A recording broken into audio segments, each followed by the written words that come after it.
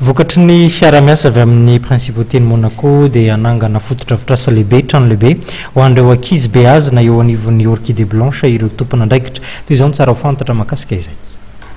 Tafiditra anatin'ny fankalazana ny faha-efapolo taona nijoroan'ny akany ireo semban'ara-tsaina na ny Orchidée Blanche dia nisy ny fiaraha-miasa ny akany sy ny DCI ny Monaco na ny sampana misahana ny fiaraha-miasa iraisam-pirenena any Monaco. Fanolorana vola fanampiana amin'ny fananganana trano lehibe iray ho an'ireo sembana izay beazina eny an-toerana araka izany natolotra ireo tompona andraikitra eny anivon'ny Orchidée Blanche. Io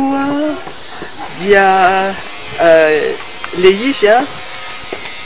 tigna marina fa manamarika ny faha-efapolo taona ny joroany ty akany namoronana ny ty akany ty zahay ty amin'ny ty taona ty ka nisy tetikasa maro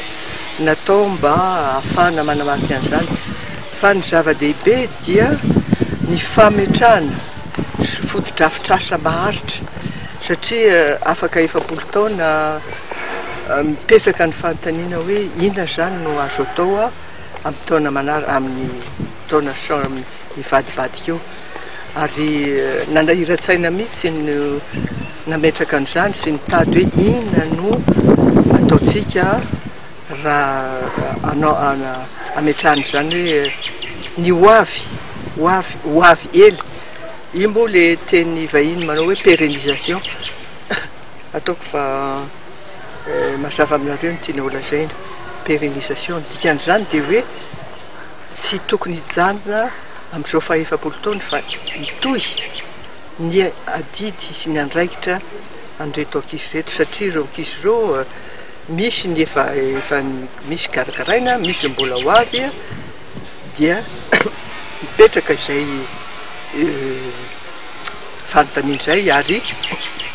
tsy maintsy nahitana alaolana nandomaravarana be dehibe mihitsy zahay mba ahafahana mahita ny ametrahana satria mantsy raha ohatra hoe